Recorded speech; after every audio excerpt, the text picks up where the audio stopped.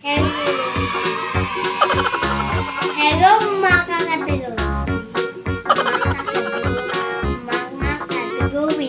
Hello mga kadulowing. Ako si Audrey.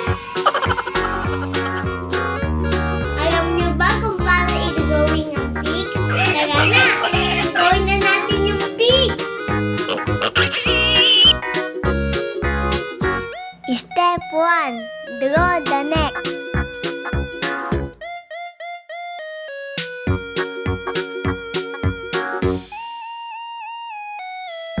Second, draw the head.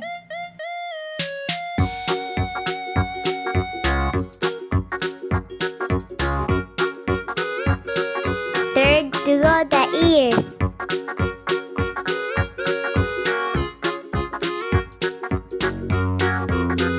And fourth, draw the nose.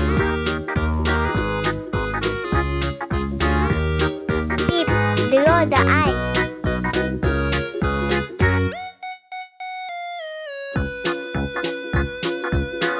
And 6, draw the mouth. And that's it.